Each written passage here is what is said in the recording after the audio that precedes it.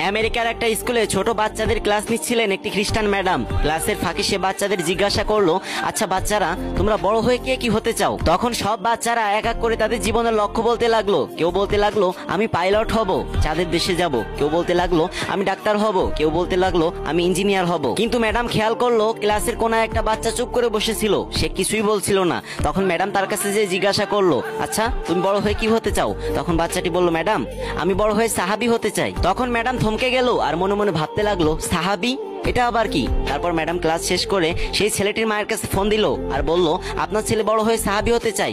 আচ্ছা এই সাহাবীটা কি জিনিস? তখন ছাত্রটির মা ম্যাডামকে বলল, ফোনে সাহাবী চিনানো যাবে না, আপনি যদি আমাদের বাসায় আসতে পারেন তাহলে আপনাকে সাহাবী সম্পর্কে সমস্ত ধারণা আমি দিয়ে দিব। ম্যাডামও কিছুতেই ওই সাহাবী জিনিসটা ভুলতে পারছিল না, তাই সাহাবী সম্পর্কে জানতে পরের দিনই ছাত্রটির বাসায় গেল। তখন সেই ছাত্রর মা সেই ম্যাডামকে নবীজি এবং সাহাবাদের জীবন কাহিনী খুলে বললেন এবং তাদের জীবন কাহিনী শুনে সেই খ্রিস্টান ম্যাডামটি ইসলাম ধর্ম গ্রহণ করলেন। কি কেউ সুবহানাল্লাহ বলবেন না?